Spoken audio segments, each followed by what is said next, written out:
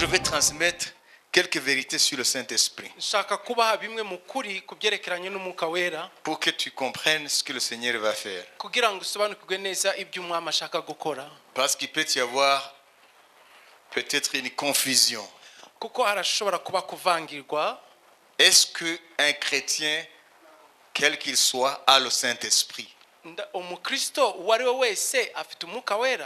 peut être une question. Et qu'en est-il du baptême du Saint-Esprit? Qu'en est-il des dons de l'Esprit? Qu'en est-il de l'expression biblique marcher dans l'Esprit?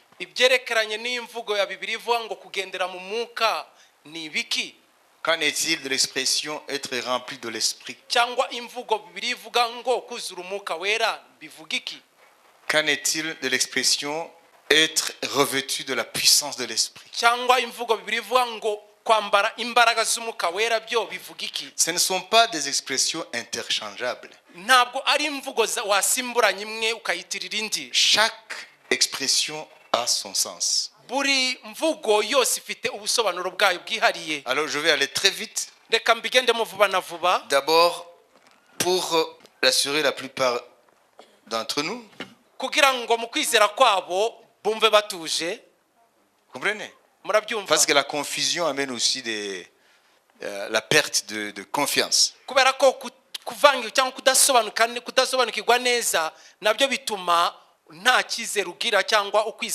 Comprenez parce que ce que je vais dire,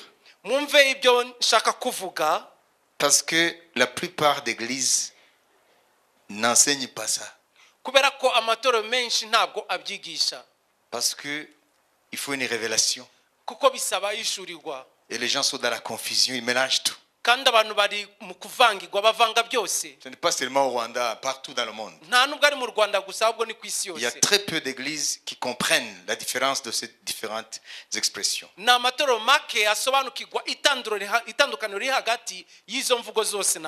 D'abord, je vais poser le fondement qui va te tranquilliser si tu es né de nouveau.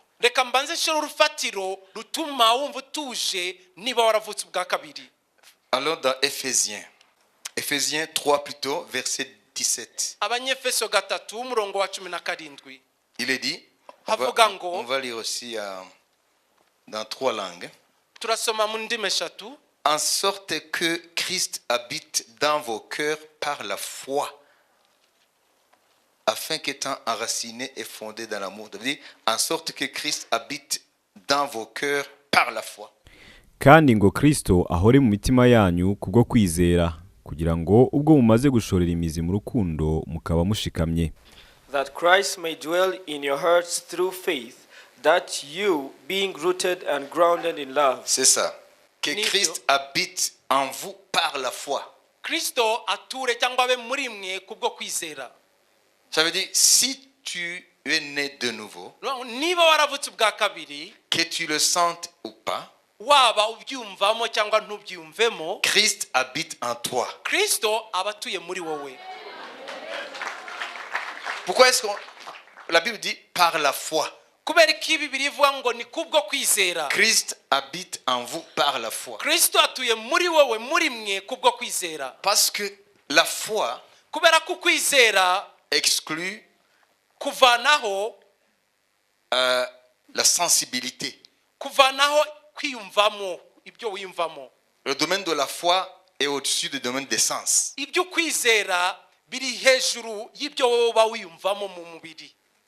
Vous avez compris? C'est-à-dire que le jour où tu as reçu Jésus, tu n'as pas besoin de sensations. Tu n'as pas besoin de manifestations.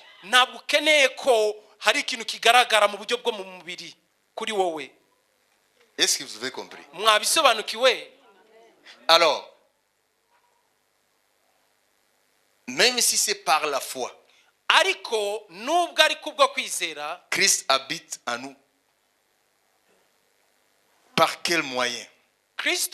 atuye muri twe binyuze mu yenzira cyangwa mu buye buryo. La Bible dit dans l'évangile de Jean, Bibiliya ivuga mu butumwa bwiza bwa Yohana, celui qui m'aime unkunda et qui garde ma parole. akarinda ijambo ryanjye, C'est le Seigneur Jésus qui dit, ni umwami Yesu bivuga, il sera aimé de mon Père. azakundwa na data. Moi et mon Père, Je na data nous viendrons chez lui tuzaziwe pour faire notre demeure chez lui. kugira ngo tugire ubuturo bwacu muri we. Ça veut dire quoi? Ibyo bivuga iki? Ça veut dire que quand on reçoit l'évangile Iyo twakira ubutumwa bwiza et qu'on passe par le processus de repentance, bikanyura mu kwihana, parce que la première étape c'est la repentance. kuko intambwe ya mbere ni ukwihana. L'évangile te montre ton état de perdition Ubutumwa bwiza bukwereka uburyo urimbutse, et te montre aussi où se trouve l'espérance du salut. bukanakwereka nanone aho ibyiringiro by'agakiza biherereye. Et la première étape vers Dieu c'est la repentance. Intambwe ya mbere iri kuganisha ku Mana ni ukwihana. Et la repentance a la promesse de pardon. Kandi ukwihana gufite isezerano ryo kubabarirwa ibyaha Et d'être lavé kandi no kozwa cyangwa kuhagirwa par le sang de Jésus. n'amaraso ya Yesu. Et ensuite être justifié aux yeux de Dieu. Nyuma none ukabona gutsindishirizwa mu maso y'Imana. Comprenez? Murabyumva? Alors, moi et mon Père, nous viendrons chez lui. Rero jye na data tuzaza muri we, duture muri Pas we, pour le visiter. atari ukumusura, Faire notre demeure. tuze duture muri we. La Bible en anglais nous a dit dwelling. Bibiliya mu cyongereza yakoresheje iryo jambo dwelling, nuvuga ngo gutura, C'est différent de la visite. ritandukanye no gusura. Ça veut dire Dieu va venir demeurer éternellement en toi. Nuvuga ngo Imana izaza iture muri wewe iteka ryose. Le Dieu, d'abord, il faut le comprendre, c'est un Dieu trinitaire. Mubanze mubyumve mbere na mbere, iyi Mana ni Imana mu butatu. Il dit, moi et mon Père, Aravuga ngo jye na data nous viendrons chez lui. tuzaziwe Cette personne-là. muri uwo muntu. Chez lui, ce n'est pas chez toi à Gassiata. Ntabwo ari wawe igasyata, C'est dans ton cœur. ni mu mutima wawe. Dieu va faire de ton corps son temple, sa demeure. Imana izahindura umubiri wawe ubuturo bwayo, ingoro yayo. Tu deviens le temple vivant, mobile de Dieu. Uhinduka ingoro nzima igendagenda y'Imana. Si tu vas en Chine, il est dans sa maison. Nujya mu Bushinwa iba yibereye mu nzu yayo. Ça veut dire en toi. Nuvuga ngo ni muri wowe. Si tu dors, Niba uryamye il est usinziriye, toujours en toi. ikomeza kuba ituye muri wowe. Et quand tu meurs, Kandi iyo upfuye nabwo il est toujours en toi. ikomeza kuba iri muri wowe, Parce qu'il habite dans ton cœur. kuko ituye mu mutima wawe. Et le cœur, c'est l'homme intérieur qui est spirituel. Kandi umutima wawe ni umuntu w'imbere, wo ni umwuka. C'est ça la demeure de Dieu. Ubwo nibwo buturo bw'Imana. Alors, comment se fait-il que Christ et le Père viennent en moi? Noneho bishoboka bite ko Kristo na data baza muri jye? Ah, il reste la troisième personne de la Trinité. Hasigaye rero umwe mu butatu, C'est le Saint-Esprit. ni umwuka wera. Ça veut dire que moi, Jésus, Nuvuga ngo jyewe Yesu et mon Père, na data nous viendrons faire notre demeure en toi tuzaza tuguhindura ubuturo bwacu par la troisième personne de la Trinité. binyuze muri umwe wo mu butatu. Ça veut dire le Saint-Esprit. Nuvuga ngo umwuka wera. Ah. Donc, soyons tranquilles. Rero dutuze. Christ habite en nous par la foi Kristo atuye muri twe kubwo kwizera, au moyen de son esprit. binyuze mu mwuka we. Le point numéro 1 Icya mbere, que je viens d'évoquer en quelques mots, iyi ngingo ya mbere maze kunyuramo mu magambo make, tu n'as pas besoin de sensations. ntabwo ukeneye kubyumvamo mu mubiri. Les sentiments n'ont rien à voir ici. Amarangamutima ntahuriye n'ibituro turavuga. Tu n'as pas besoin de manifestations. Ntukeneye ko bigaragara ku mubiri wawe ko ari ibintu biba kuri wowe. Ça veut dire ce que nous avons demandé les 3 jours, Ngo icyo twasabye iminsi itatu ce n'est pas l'esprit de Dieu. ntabwo ari umwuka w'Imana. Parce que si tu es né de nouveau, kubera ko niba waravutse ubwa kabiri conformément aux Écritures, nk'uko ibyanditswe bibivuga tu as l'Esprit de Dieu. ufite umwuka w'Imana muri wowe. Celui qui a compris qu'il lève son nom. uwabyumvise azamure ukuboko kwe. Vous comprenez? Mwabyumvise? Donc, ceux qui sont nés de nouveau, rero abavutse ubwa kabiri ils ont l'Esprit de Dieu. bafite umwuka w'Imana muri bo. Amen.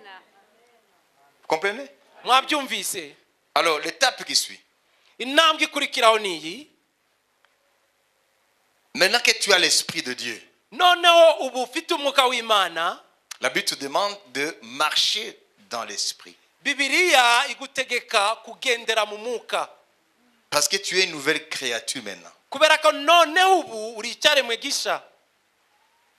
Avant, tu marchais par la chair. mbere wayoborwaga na kamere, wayoborwaga n'umubiri. Et tu étais passionné pour les choses de la chair. kandi irari ryawe ryari rijyanye n'iby'umubiri gusa. Maintenant que tu es né de nouveau, ubu noneho wavutse ubwa kabiri dans le royaume de l'Esprit, mu isi y'umwuka, alors tu dois être conduit par l'Esprit. noneho ukwiye kuyoborwa n'umwuka. Ça veut dire marcher dans l'Esprit, conduit par l'Esprit. ni ukuvuga ngo ni ukugendera mu mwuka uyobowe n'umwuka. Et la Bible dit, Bibiliya ikavuga dans ngo Romains 8:16, mu Baroma 8:16, ceux qui ne sont pas conduits par l'Esprit de Christ abatayoborwa n'umwuka wa Kristo ne sont pas enfants de Dieu. ntabwo ari abana b'Imana.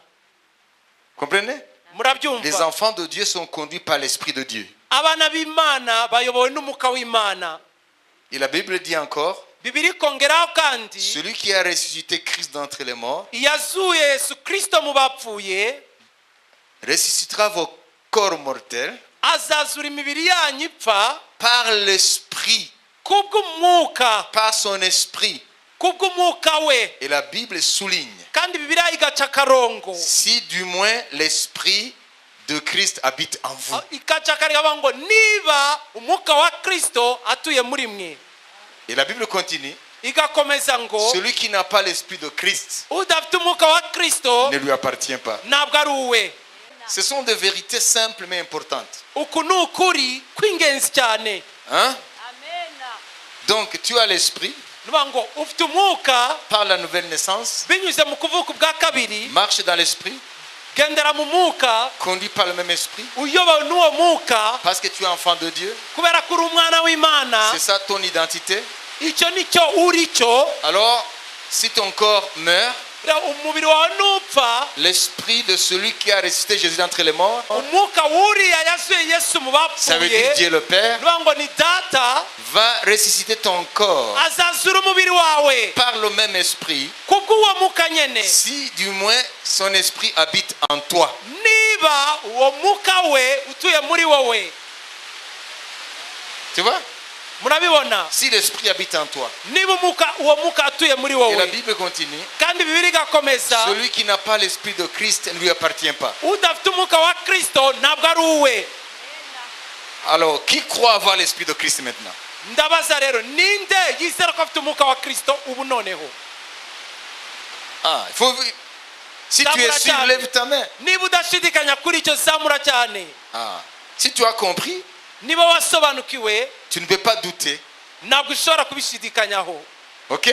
si byo se? Parce que ça ne demande pas à ce que tu le sentes physiquement. kuko ntabwo bigusaba kubyiyumvamo mu buryo bw'umubiri. Christ habite en nous par la foi. Kristo atuye muri twe kubwo kwizera. Et la foi sort du domaine des sens. kandi ukwizera kuri hanze y'ibyo twiyumvamo mu mubiri. Alors, ce qu'aujourd'hui nous allons voir, icyo uyu munsi rero tugiye kubona, à moins qu'il y ait des gens qui ne sont pas encore nés de nouveau, keretse niba hari abantu bataravuka ubwa kabiri, ces gens-là, ils vont se repentir abo bantu bakwiye kwihana, et inviter Jésus dans leur vie, bagahamagara Yesu mu buzima bwabo, confesser leurs péchés, bakatura ibyaha byabo, et Jésus va les pardonner, Yesu arabababarira, il va les laver par son sang précieux abuhagize amaraso y'igiciro, et les justifier devant Dieu. abatsindishirize imbere y'Imana. Mais pour ceux qui sont déjà convertis, kuri abo bamaze kwihana, qui sont déjà nés de nouveau, nous vous confirmons que vous avez l'esprit.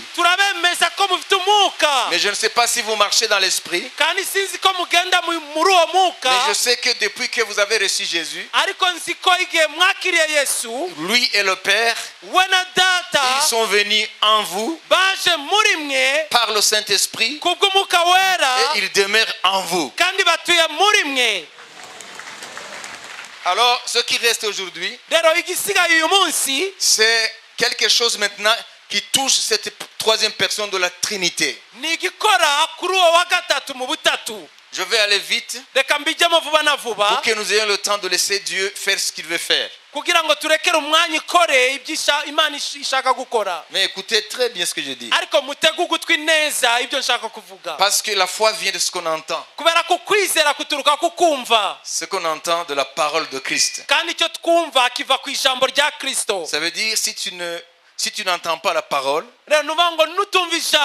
ou si tu ne lis pas et que tu la comprennes, ta foi sera moribonde. Parce qu'on ne croit pas ce qu'on veut. On ne croit pas autre chose que ce que Dieu a dit. Donc, il faut comprendre la parole de Dieu. Lorsque Jésus est ressuscité des morts,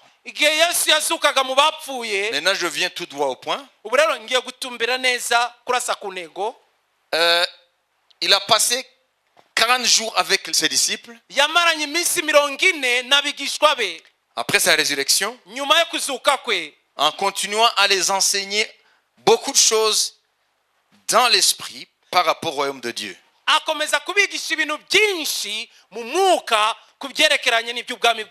Et après 15 jours, il est remonté au ciel. Mais avant de remonter au ciel, il y a certaines choses très importantes qu'il a dit. Il a dit, restez ici dans Jérusalem. Ne quittez pas la ville de Jérusalem. Restez. Restez-y jusqu'à ce que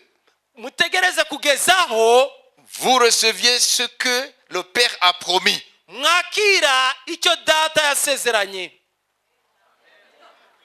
Comprenez? Qu'il enverra en mon nom. Et Acte 1:8, il dit, il révèle maintenant la promesse. Vous recevrez une puissance.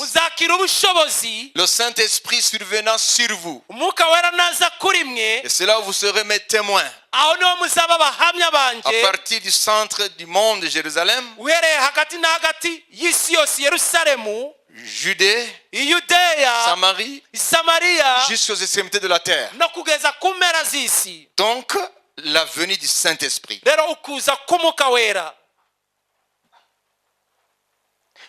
Pierre dit, Jésus, ce qu'il a promis, le jour de la Pentecôte, ça veut dire 10 jours après son ascension, 40 jours après la résurrection, il part au ciel. Plus 10 jours, c'est le jour de la Pentecôte. Et c'était une fête juive qui commémore la venue de la loi. C'est la Pentecôte. C'est là où l'Esprit est descendu. Alors Pierre dit, dans Actes, nous allons lire ce qu'il a dit, c'est très important. Il a dit, dans Acte 2, nous allons lire depuis le verset 32 jusqu'au verset 36. Imana yazuye Yesu, natwe twese turi abagabo bo guhamya ibyo. Nuko amaze kuzamurwa n'ukuboko kw'iburyo kw'Imana. Là, le Saint-Esprit est déjà donné au chapitre 2. mu gice cya kabiri umwuka wera yamaze gutangwa. Alors nous sommes dans le chapitre 2, mais après la venue de l'Esprit. turi muri icyo gice cya kabiri nyuma yo kuza k'umwuka wera. Nuko amaze kuzamurwa n'ukuboko kw'iburyo kw'Imana no guhabwa na se ibyo yasezeranije ari byo mwuka wera, none asutse icyo mureba kandi mwumva. Ah, souligné. Acakarongo. Vous voyez? Murabibona? C'est ce Jésus que Dieu a ressuscité. Nuwo Yesu Imana yazuye. Nous en sommes tous témoins. Twese turi abahamya babo. Élevé par la droite de Dieu. Yashizwe hejuru n'ukuboko kw'iburyo Il kw'isumba a reçu du byose. Père le Saint-Esprit Ahabwa na data umwuka wera qui avait été promis. wasezeranijwe. Et il l'a répandu comme vous le voyez et l'entendez. Amusuka nk'uko mubibona kandi mubyumva. Comme vous le voyez et l'entendez. Nk'uko mubibona kandi mubyumva. On entend avec quoi? Wumvisha iki? Avec les oreilles. Amatwi. On voit avec quoi? Ukarebesha iki? Avec les yeux. Amaso. Les deux sens, Ibyo byombi ça fait partie de nos sens physiques. biri mu bintu biduhuza n'isi bigaragara. Est-ce que vous comprenez? Murabyumva? Hein? Peut-être continuer les deux versets là, mais je vais m'arrêter là. Wenda komeza iyo 200 abariho turangiriza. Kuko atari Dawidi wazamutse mu ijuru, ahubwo ubwe yaravuze ati, Uwiteka yabwiye umwami wanjye ati, icara iburyo bwanjye, ugeze aho nzashyirira abanzi bawe munsi y'ibirenge byawe. Nuko abo mu muryango wa Isiraheli bose nibamenye badashidikanya yuko Yesu uwo mwabambye Imana yamugize umwami na Kristo. Amen. Amen. Amen. Alléluia. Amen. Donc il a répandu comme vous le voyez et l'entendez. Rero yasutse nk'uko mubibona kandi mubyumva. Ils ont vu quoi? Babonye iki? Il est en train de parler à une foule de gens qui étaient venus adorer à Jérusalem le jour de la Pentecôte. Arimo arabwira imbaga y'abantu yari yaje kuramya Imana i Yerusalemu ku munsi wa Pentecote. C'était un peuple nombreux qui venait de 4 coins de la terre. Bari abantu benshi baturutse mu mihingo yose y'isi. Donc les nations étaient au rendez-vous à Jérusalem. Ngo amahanga yose yari yahuriye i Yerusalemu. Et Pierre dit, Petero aravuga ngo il a répandu ce que vous avez vu et ce que vous avez entendu. Petero aravuga ngo yasutse icyo mubona kandi murimo kumva. C'est quand l'Esprit est descendu Ngo igihe umwuka yamanuka sur le premier noyau de l'église. kuri bariya bakeya b'itorero. La Bible dit, Bibiri ivuga ngo Jérusalem a été ébranlée. Yerusalemu yaratigise. Comprenez? Murabyumva? Donc l'atmosphère de Jérusalem a été saturée par la puissance de l'Esprit. Nuba ngo ikirere cya Yerusalemu cyari gituzuyemo imbaraga z'umwuka. Et les gens qui étaient remplis du Saint-Esprit, Kandi abantu bari buzuye umwuka revêtus aussi de l'Esprit, bambaye n'imbaraga z'umwuka ils allaient en parlant en langue bagendaga bavuga mu ndimi nshya et chacun les entendait dans sa langue maternelle. kandi buri umwe wese akabumva mu rurimi rwe rw'akavukire. Donc Dieu était en train de faire quelque chose qui avait été perdu à cause de la tour Babel. Imana yarimo irakora ikintu kimwe cyatakaye mu gihe cya wa munara w'i Babeli. Parce que Babel veut dire confusion. Kubera ko iryo jambo Babeli rivuga kuvangigwa. Dieu avait confondu les langues. Imana yari yaravangavanze indimi. Celui-là demandait une brique, on lui donnait un seau d'eau. Uriya yasabaga itafari bakamuha indobo y'amazi. Dieu avait confondu les langues. Imana indimi yazivanze. Mais à Jérusalem, Ariko i Yerusalemu l'Esprit umwuka a restauré agarura ce que Satan avait volé. ibyo Satani yari yaribye.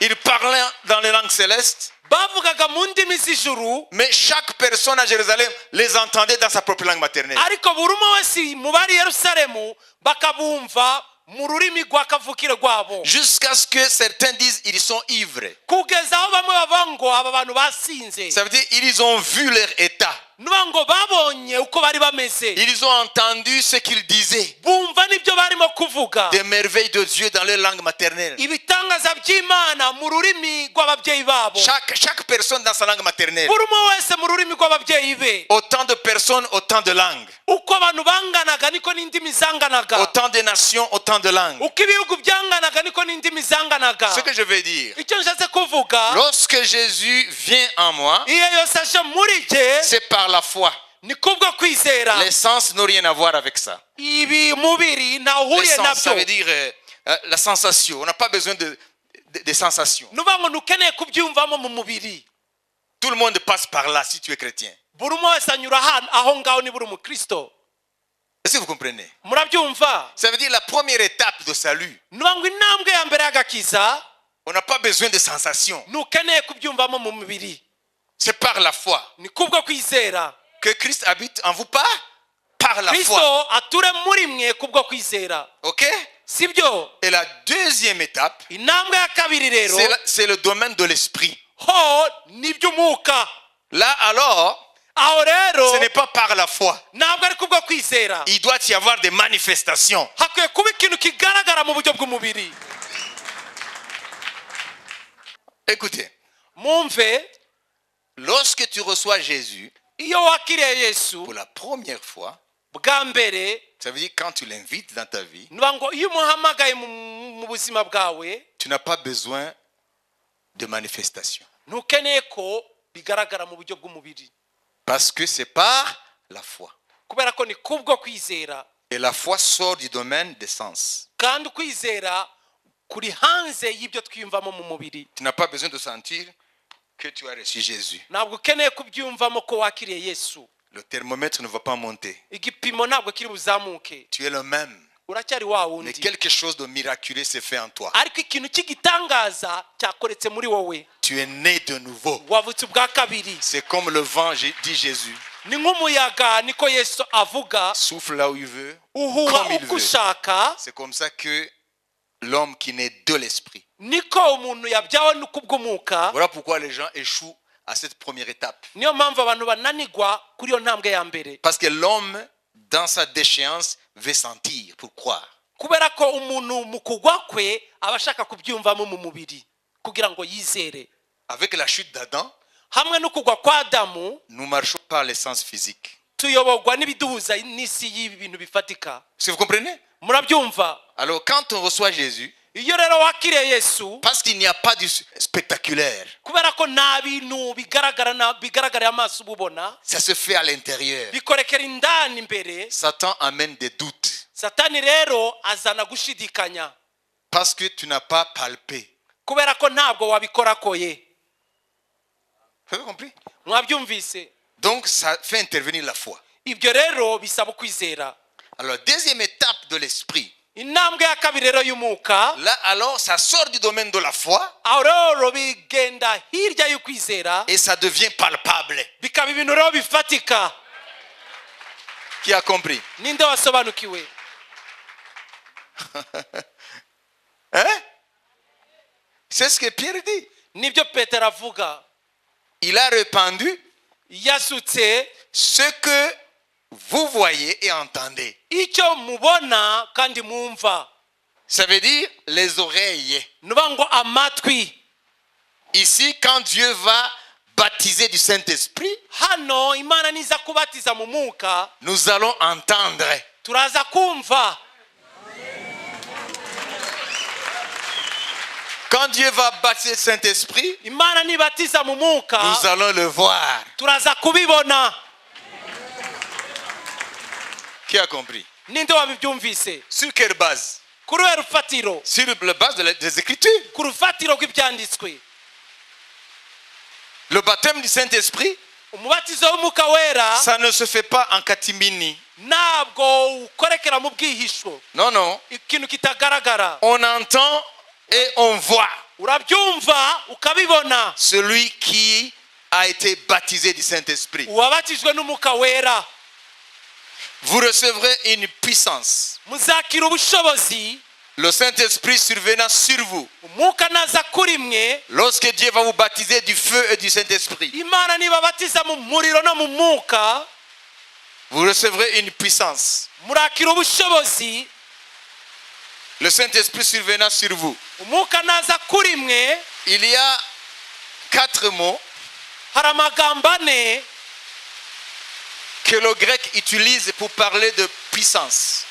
ikigiriki, ururimi rw'ikigiriki rukoresha mu kuvuga imbaraga. Parce que le Nouveau Testament a été écrit en grec. Kubera ko isezerano risha ryanditswe mu rurimi rw'ikigiriki. Le premier mot irya mbere pour parler de puissance, rivuga imbaraga, ça s'appelle dunamis. Ni dunamis.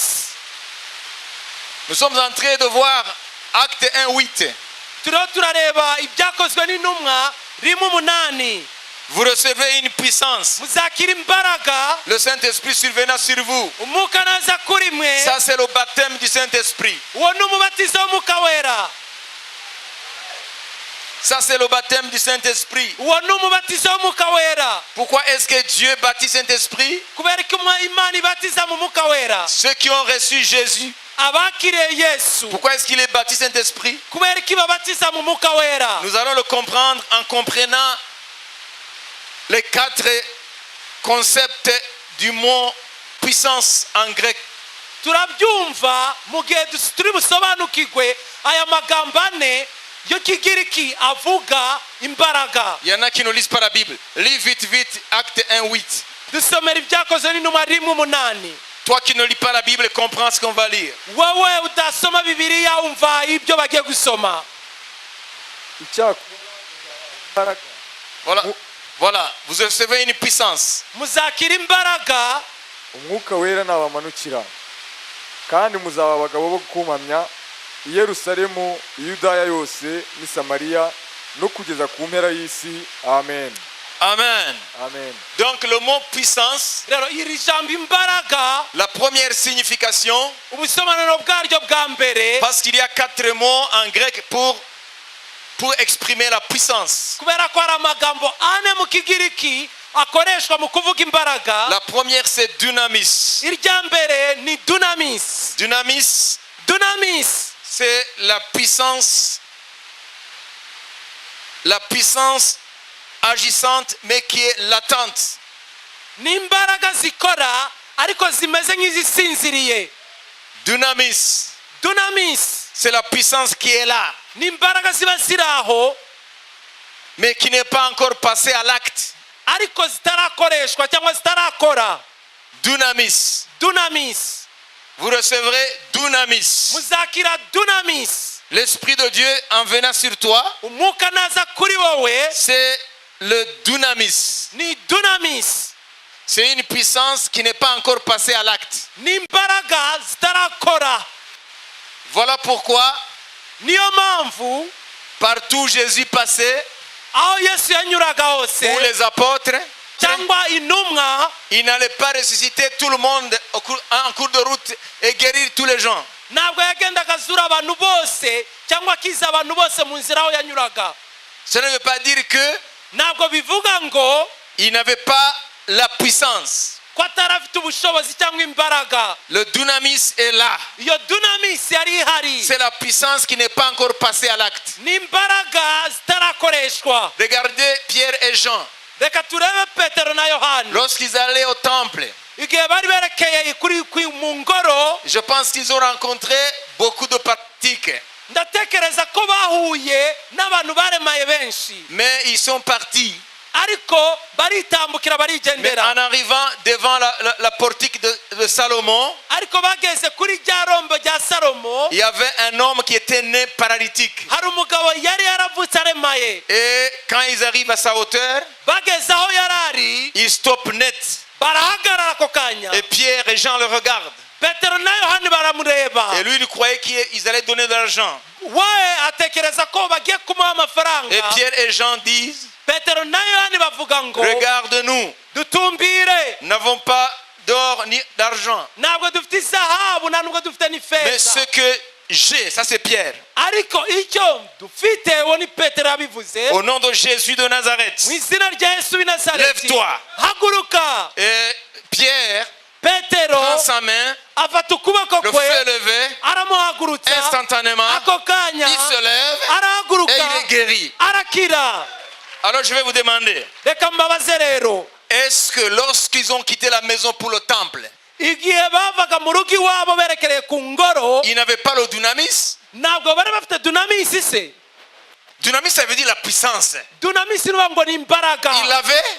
bari bazifite. Oui, parce que Acte 2, ils ont reçu le baptême du Saint-Esprit. kubera ko ibyakozwe n'intumwa kabiri bakira umubatizo w'Umwuka Wera. Mais en cours de route, ariko mu nzira ils ont rencontré beaucoup de malades. bahuye n'abarwayi benshi. Il y avait d'autres infirmes. hari abindi birema. Mais le dunamis était là. ariko dunamis yari aho. Mais ça n'a pas fait profiter à ces gens-là. ariko ntabwo yagiriye umumaro abo bantu. Qu'est-ce qui s'est fait que là, le paralytique se lève? ni iki cyatumye aho ngaho ikirema cyahagurutse? Le baptême du Saint-Esprit umubatizo w'Umwuka Wera te donne le dunamis, la puissance. uguha dunamisi izo mbaraga. Mais aussi longtemps que tu restes avec le dunamis, ariko igihe cyose ugumanye n'iyo dunamisi tu passeras à côté des besoins comme si tu n'as rien à faire. uzanyura mbere iruhande y'abakeneye ubufasha nkaho nta na kimwe ubamariye. Alors que tu as le dunamis, kandi ufite imbaraga muri wowe. tu vas dans les hôpitaux, uzagenda mu bitaro tu vas dire que Dieu vous bénisse, uvuga ngo Imana ibahe umugisha. mais le dunamis est là, ariko dunamisi iri aho ngaho. mais il est inactif. ariko ntabwo iri irakora. Alors le grec emploie un autre mot rero ikigiriki gikoresha irindi jambo qui s'appelle rivuga ngo energeia. energeya. Energeia veut dire energeya rivuga ngo la puissance qui passe à l'acte. ni imbaraga rero zirimo gukora. Alors Pierre, il voit l'infirme, petero rero abona ikirema il a le dunamis. afite muri we dunamisi. Esprit lui dit, umwuka aramubwira umwuka aratubwira ngo maintenant, ubu rero à cause de cet individu, kubw'uyu mugabo je vais me glorifier ici devant le temple, ndashaka kwihesha icyubahiro imbere y'ingoro. parce que les gens viennent prier comme dans la tradition, kubera ko abantu baza gusenga nko mu mihango n'imigenzo comme si Dieu est mort. nk'aho Imana yapfuye. Alors puisqu'on le connaît kubera ko bamuzi neza et que tout le temps il passe à côté de lui, kandi buri munsi bakamutambuka bamucaho, je vais confirmer la véracité de l'évangile. nshaka guhamiriza ukuri k'ubutumwa bwiza. Alors cet homme a été guéri, uyu mugabo nakira cela va montrer que biraza kugaragaza ko il est temps de quitter le judaïsme pour embrasser la foi en Christ. hageze kuva mu dini ry'ikiyuda no gusingira ukwizera kwa gikristo. Alors le Saint-Esprit fait stopper Pierre umwuka Jean. rero umwuka warahagarika petero na yohana et il dit, avuga ngo ce que je te le donne. icyo mfite ndakiguhaye. Ce que je te le donne. icyo mfite ndakiguhaye. Pourquoi? kubera iki? C'est parce que ni ukubera ko l'energeia, energeya ça veut dire dunamis libéré, ya dunamisi yirekuwe demande l'intervention de la volonté et de la foi de l'individu.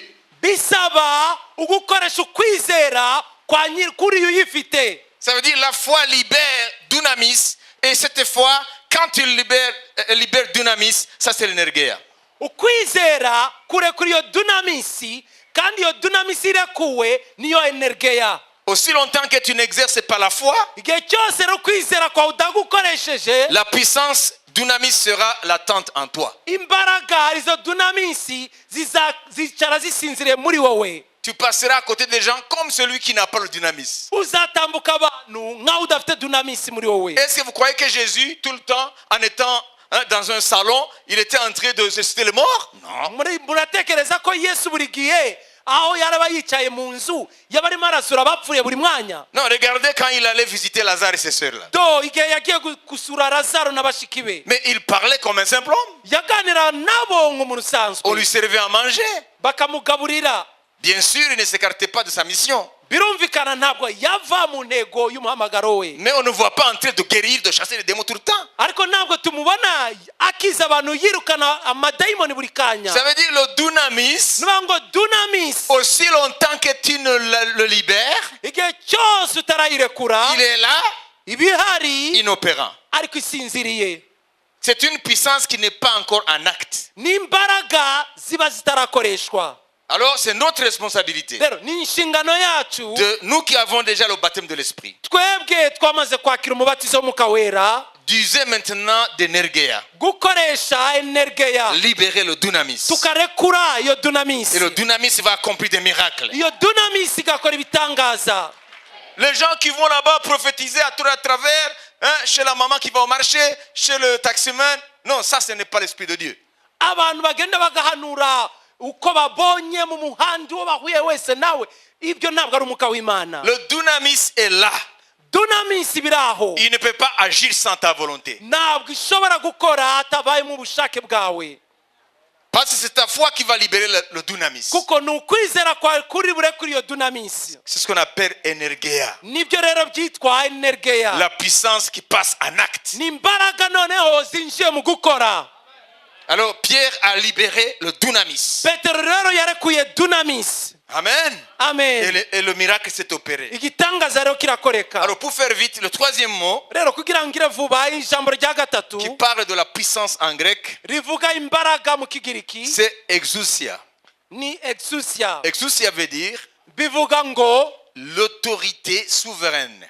n'ubutware buri hejuru ya byose. C'est l'autorité qu'on exerce. N'ubutware umuntu akoresha. Par exemple, un agent de la sécurité routière. Nk'urugero umukozi Ça veut dire le policier là. bari abapolisi bakora mu muhanda. Agent de roulage. Bari abakora mu muhanda. Pourquoi est-ce qu'ils arrêtent un camion qui pèse des tonnes? Kuki bahagarika igikamyo cyangwa remorke ipima amatoni n'amatoni. Et le camion s'arrête. Akabuza ifirimbiye igikamyo gahita gifunga amafiri. Ils n'ont pas le dunamis. Ntabwo afite dunamisi. Ils n'ont pas l'energeia. Ntabwo afite na energeia. Ils ont exousia. Ahubwo bafite icyitwa exousia. Ça veut dire l'autorité déléguée. Nuvuga ngo n'ubutware yahawe. Son uniforme montre qu'il représente une autorité. Uriya mwenda w'akazi aba yambaye wegaragaza ubutware ahagarariye. Le dernier c'est kratos. Ijambo rya nyuma rero ni kratos. Kratos veut dire le pouvoir souverain. Nuvuga ngo ni Par exemple, Dieu a le kratos. Imana nk'urugero ifite kratos. Parce que Dieu est souverain dans sa puissance. Kuko isumba byose kandi ikora byose uko ishaka. Et Dieu a le pouvoir de s'assujettir toutes choses. Kandi ifite ubushobozi bwo kwishira ibintu byose bikayipfukamira. Ça veut dire c'est le kratos de Dieu. Iyo rero niyo kratos y'Imana. Aujourd'hui, on ne va pas aller dans exousia. Uyu munsi ntabwo tujya muri exousia. On ne va pas aller dans le kratos. Nta nubwo turi bujya muri kratos. Nous allons aller dans les deux là. Turaza kujya muri bibiri bindi. Dunamis et energeia. na energeia. Qui a compris? Ninde wabisobanukiwe? Vous voyez? Dieu a utilisé des langues qui sont riches pour qu'il n'y ait pas de confusion. Imana yakoresheje indi ururimi rutunze. Non, les deux, l'hébreu et le grec sont très riches. Ari giheburayo n'ikigiriki. Ça veut dire l'Ancien Testament est écrit en grec, en hébreu et le Nouveau en grec. Isezerano rya kera ryanditswe mu giheburayo irisha mu kigiriki n'indimi zitunze mu magambo. Pour qu'il n'y ait pas de confusion. Kugira ngo ntazabe kuvangirwa kwitiranya ibintu. Aujourd'hui, nous allons voir. Uyu munsi turaza kubona. Et nous allons entendre. Kandi turi bwumve. La venue. Ukuza. Du dunamis de Dieu. Kwa dunamis y'Imana. Et après avoir reçu le dunamis. Mara kwakira dunamis. C'est à toi maintenant. Ni wowe rero ni wowe ubwawe. De passer à l'energeia. Kwinjira muri energeia. La puissance en acte. Imbaraga zirimo gukora. Mais il a dit. Ariko yavuze ngo. Vous recevrez une puissance. Muzakira imbaraga. Le Saint-Esprit survenant sur vous. Umwuka naza kuri mwe. Pour parler en langue. Kugira ngo mvuge mu ndimi. Hein? Pour avoir des visions. Kugira ugira amayerekwa. Non. Oya. Pour être mes témoins. Kugira ngo muba abahamya banje. Ça veut dire le baptême de l'esprit. C'est pour servir Dieu. Qui veut servir Dieu? Alors vous avez droit au dunamis. Mais si tu n'as pas l'ambition de servir Dieu, toi tu n'as pas besoin du dunamis. C'est pas un diplôme. Ce n'est pas pour te faire du bien. Ce n'est pas pour t'amuser. Le dunamis, c'est pour le service. Vous recevez une puissance, le dunamis.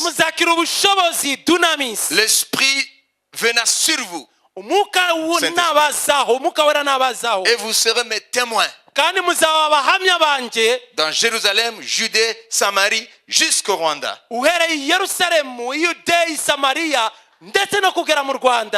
Donc le dunamis, c'est pour l'équipement de service. Et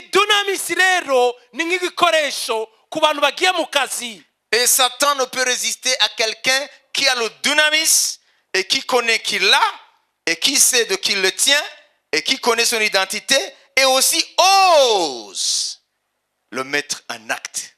kandi satani ntashobora guhagarara imbere y'ufite dunamisi azi uwayikomoraho azi n'icyo ari cyo muri we kandi azi no kuyikoresha. Donc nous avons besoin de dunamis mais aussi de l'energia. dukenera rero iyo dunamisi tugakenera na energeya. Est-ce que vous avez compris? mwabyumvise? C'est pas seulement des mots grecs. ntabwo ari amagambo y'ikigiriki gusa. C'est pour nous aider à être élargis dans la compréhension de Acte 1:8. ni ukugira dufashe kwaguka mu gusobanukirwa aya magambo avuga mu byakozwe n'intumwa 1:8. Et je vais terminer reka nsozere hano en vous disant ceci. mbabwira ibi. Le chrétien n'a pas besoin seulement de connaître Dieu. uyu mukristo ntabwo akeneye gusa kumenya Imana. Il a aussi besoin de se connaître. akeneye no kwimenya nawe ubwe. Qui a compris? ninde wabisobanukiwe? Connaître Dieu c'est une chose, kumenya Imana ni kimwe, mais ce n'est pas se connaître en Christ. ariko kutimenya muri Kristo C'est une autre chose. ni ikindi nacyo. Donc tu dois connaître Dieu rero ukwiye kumenya Imana et connaître ce que tu es en lui. kandi ukamenya icyo uri cyo muri yo. C'est ce que Pierre a fait. nibyo Petero yakoze. Il connaissait son Dieu yarazi Imana ye et il savait ce qu'il est devenu en Christ. kandi amenya n'icyo yabaye cyo muri Kristo Avec toutes les conséquences. n'ingaruka zose zijyanye Ça nabyo. veut dire j'ai reçu le dunamis. niba ngo nakiriye dunamis Au nom de Jésus de Nazareth. mu izina rya Yesu w'i Ce Nazareti. que j'ai, je te le donne. icyo mfite ndakiguhaye. J'ai le dunamis mfite dunamis pour te faire du bien. kugira ngo ugirire neza, Pour te donner ce que l'argent ne peut te donner. kugira ngo nguhe icyo amafaranga adashobora kuguha. Si je te donne $10,000, ninguha amadolari 10,000 tu resteras infirme. uzakomeza uremaye. Je te donne $1 milliard. ninguha miliyari Tu y'amadolari resteras infirme. uzakomeza uremaye. Mais je te donne plus que l'argent. ariko nguha ikirenze amafaranga. Je te donne ce que j'ai. nguha icyo mfite J'ai reçu gratuitement. nacyakiriye ubuntu. Je donne gratuitement. nagera ubuntu J'ai ngitangiye le ubuntu. dynamis. mfite dunamis Et j'ai la volonté de le mettre en acte. kandi mfite ubushobozi ubushake bwo kuyikoresha. Energia. ariyo energeya, La puissance en acte. imbaraga zinjiye mu Au nom gukora. de Jésus, mu izina rya Yesu lève-toi. haguruka. Et il se lève. arahaguruka. Si nous voyons deux choses, aho tubona ibintu bibiri. nous voyons le dunamis tubona dunamis en acte. irimo gukora. Nous voyons le dunamis tubona dunamis libéré. irekuwe. Nous voyons le passage de la puissance à l'acte. tubona urugendo ruva mu mbaraga zinjira mu gukora. Aujourd'hui, uyu munsi Dieu veut vous donner le dunamis. Imana ishaka kubaha dunamis. Ceux qui n'ont pas encore reçu le salut, abatarakira agakiza, cette deuxième étape n'est pas pour eux. iyo ntambwe ya kabiri ntabwo ari iyabo. La deuxième étape est pour ceux qui sont nés de nouveau. intambwe ya kabiri ni abavutse ubwa kabiri. Le baptême du Saint-Esprit, umubatizo w'umwuka wera c'est pour ceux qui ont déjà l'Esprit. ni uwabamaze kwakira umwuka. Ça veut dire dont Jésus vit en eux par la foi. nuvuga ngo nabo Yesu atuye muri bo kubwo kwizera. Alors toi tu as besoin de recevoir d'abord le salut. rero wowe mbere na mbere ukwiye kwakira agakiza. Mais pour ceux qui sont déjà sauvés, ariko kuri abo bamaze gukizwa vous avez besoin du dunamis mukeneye dunamisi pour servir votre Dieu, ngo mukorere Imana yanyu, pour détruire les œuvres du diable, musenye imirimo y'umwa ya Satani, pour mettre en échec tous les sorciers, kugira ngo muhindure ubusa muburizemo abapfumu bose, pour détruire les œuvres des ténèbres. kugira ngo musenye murimbure imirimo y'umwijima. Écoutez-moi, munyumve, un chrétien sa dunamis, umukristo adafite dunamis, même s'il a Jésus par la foi, nubwo afite Yesu kubwo kwizera, il n'est pas utile pour le royaume. nta mumaro aba afitiye ubwami, Parce qu'il ne peut jamais servir Dieu comme il faut. kubera ko ntashobora gukorera Imana nk'uko bikwiriye. Parce que le royaume de Dieu est un royaume spirituel. kubera ko ubwami bw'Imana n'ubw'umwuka, Et ceux qui combattent le royaume sont de puissance spirituelle. kandi birwanya ubwami ni imbaraga z'umwuka. Nous avons besoin du dunamis dukeneye dunamis pour être les enfants du royaume en service. kugira ngo tube abana b'ubwami Nous sommes enfants de Dieu. C'est ce que nous sommes par la foi en Christ. Et Christ habite en nous par la foi. Mais nous avons besoin d'aller plus loin. Être revêtu du dunamis. Dieu veut nous équiper pour que nous allions vaincre Satan, pour que nous allions détruire les œuvres des ténèbres. Aujourd'hui, il y a des gens qui vont être libérés en envoyant le dunamis. Dieu va te libérer de tous les liens ancestraux. Dieu va te libérer de toute la malédiction qu'on a placée sur toi. Dieu va te libérer de ta destinée qui a été bloquée. Le dunamis, quand il va venir, tes maladies physiques vont disparaître. Quand le dunamis va venir, ta destinée va être ouverte. Le dunamis de Dieu, c'est une bombe. Aucun démon ne peut résister au dunamis de Dieu. Aucun démon ne peut résister au dunamis de Dieu. Je suis en train de voir les démons partir maintenant. Je suis en train de voir des gens guéris de diabète maintenant. Toutes sortes de maladies. Dieu va les détruire par le dynamis. Dans le nom tout puissant de Jésus. Écoutez-moi mes amis. On n'est pas en train de blaguer. Ça c'est la vérité de Dieu. Si tu es né de nouveau, ce n'est pas une option. C'est un devoir. C'est un ordre. You must. Tu dois recevoir le dunamis. Autrement tu seras vulnérable au diable. Autrement tu seras le jouet des puissances démoniaques alors que tu es enfant de Dieu. Maintenant je vais vous demander si vous avez compris le message. Je vais vous demander, êtes-vous prêts maintenant pour recevoir le dunamis? Est-ce que vous avez compris? Amen. Amen. Vous allez recevoir le dunamis. Et je veux que vous sachiez, c'est différent de ce qui s'est passé lorsque vous avez reçu Jésus. Parce que là c'était par la foi. Mais quand le dunamis vient, ça se voit, ça s'entend.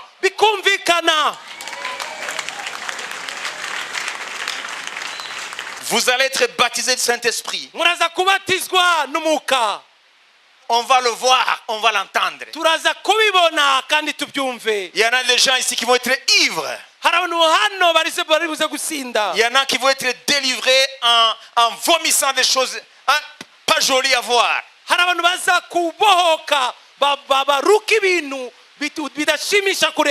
Parce que l'esprit quand il va venir, attendons-nous à toutes sortes de manifestations.